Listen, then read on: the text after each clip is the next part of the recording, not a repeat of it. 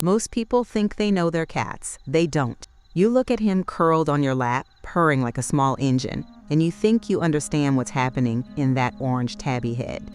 But the true version, as with most things, is bigger and stranger. And sadder. Sadder than what the cheerful cat videos show you. People ask why male cats behave the way they do. But that's not the real question. The real question is why we're so surprised when an animal bred for thousands of years to hunt alone still carries that solitude in his bones. Your boy didn't choose to be wired this way. He's just following instructions written long before you ever brought him home. By the end of this, you'll understand why that headbutt he gives you every morning isn't just affection, and why the thing you worry about most, that distance he sometimes needs, was actually him showing you something most people are afraid to admit.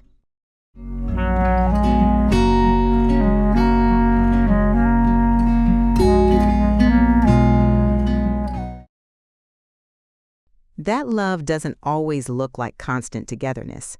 There are 7 things about male cats that shift how you see them. The 5th one, the one about kittens, sits heavy. But even that tells a truth worth knowing. Let's start with something gentle. First, male cats choose their person. Not the household, not the family, one person. If you've been chosen, you know it. He follows you room to room, sleeps on your side of the bed, waits by the door when you're gone, even though cats aren't supposed to do that. Even though everyone said cats don't care, they were wrong. Male cats form attachments so specific, so singular, that when that person leaves, something breaks. Not visibly, not in ways that make you call the vet, but anyone who's watched a tomcat after his person died knows the look. That waiting by windows, that refusal of food from hands that aren't the right hands. This matters because it's not sentiment, it's biology. Male cats in the wild don't form packs. They form territories. And within that territory, they bond with one mate, one companion, one safe presence. When you domesticate that instinct, when you bring it into your living room, it doesn't disappear, it just redirects onto you. Second, they're more affectionate than people expect. Strange, isn't it? We expect tomcats to be aloof, aggressive. The cartoons taught us that. Big-headed bruisers prowling alleys. But anyone who's rescued a male cat knows different. The headbutts, the kneading, that rumbling purr that sounds like contentment made audible.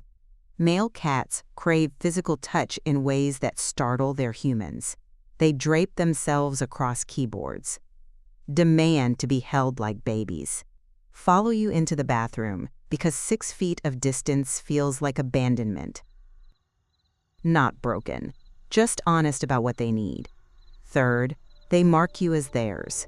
When your boy rubs his face against your hand, he's not just being sweet, he's claiming you. Those scent glands near his cheeks, his chin, they're painting you with a chemical signature that says mine to every other cat within smelling distance. You thought it was affection. It is, but it's also declaration. Fourth, they protect their territory with everything they have. That includes you. Stories exist of male cats attacking dogs 3 times their size when their person was threatened, positioning themselves between danger and the human they'd chosen. No training, no command, just ancient instinct rising up to say, not this, not here, not while I'm breathing.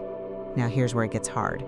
Fifth, male cats will kill kittens that aren't theirs. Not all of them, not always, but the instinct exists, wired deep, and it surfaces in ways that break hearts.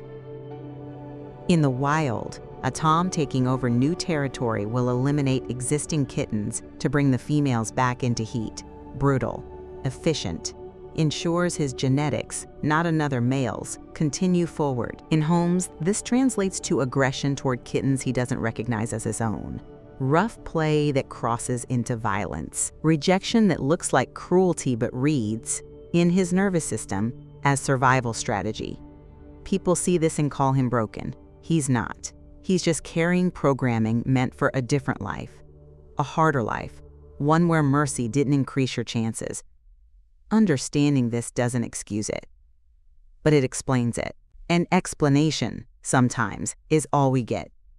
Sixth, they live shorter when they're alone. Indoor male cats with companions, human or feline, live years longer than solitary males. The stress of isolation literally shortens their time, that independent reputation they carry. It's a myth that kills them quietly. Seventh, they remember who saved them. Rescue a male cat from the street, from a shelter, from abandonment, and he knows. He might not show it immediately, might take weeks to trust. But when he finally does, when he finally climbs into your lap and closes his eyes, he's saying, I know what you did. I know you chose me when I had nothing. That bond doesn't break. Not with age, not with time, not even with death, if the stories people tell in comment sections hold any weight. So when you wonder why your tomcat acts the way he does, remember this: he's not difficult. He's not distant by choice. He's just an animal designed for survival, suddenly asked to live in safety. And that transition from wild to beloved carries complications we don't always see. The question isn't why male cats are the way they are. The question is why we expect them to be anything else.